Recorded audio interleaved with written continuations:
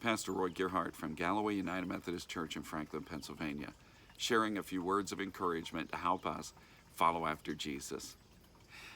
Ever feel like you're the one that's easily forgotten, left out of the plan? The one who stays home when everyone else is going out to do something fun or interesting? Well, that was King David before he became King David. David in the Bible was the youngest in his family. And when there was a special occasion, in fact, it turned out to be the occasion when God was choosing the next king, David was left at home. It's like a Cinderella story.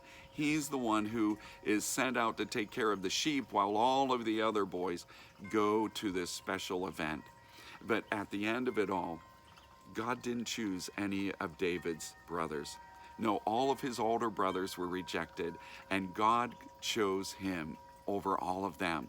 He's the one, though, that no one had any expectations for. He's the youngest. He's the one that can be sent out to take care of the sheep while everybody else is doing something important.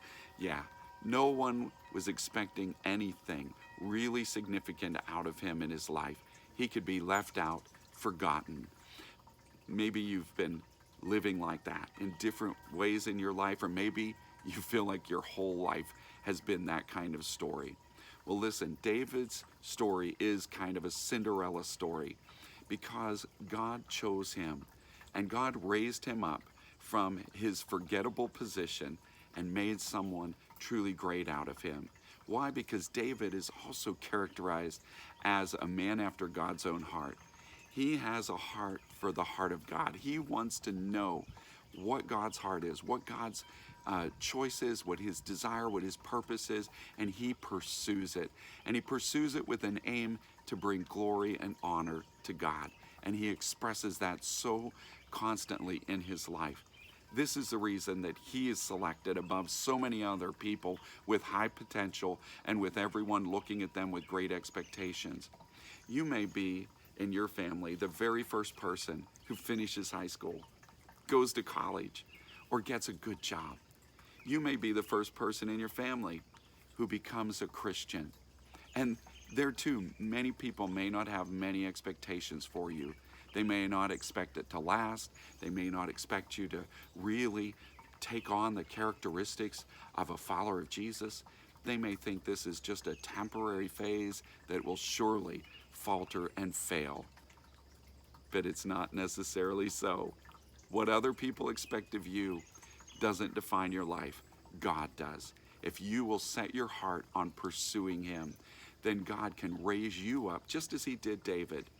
In fact, Jesus is rejected by many people. In the Gospel of John, we're told that as God came in flesh and blood into this world in Jesus Christ, that his own people rejected him. So many people thought so little of him. Even his own family at one point came to take him in hand. They wanted to say to him, "You're getting yourself into trouble. This is dangerous. We're not sure about your faculties here. You need to come home. You need to get back home with us where we can look out for you." Many people experience that. And yet, the Bible refers to Jesus as the stone that the builders rejected, but God has made the main cornerstone that holds everything up. Listen, this is exactly what God did with David as he raised him up from his forgettable position as a man who would pursue the heart of God. You and I today can be men and women who will pursue the heart of God.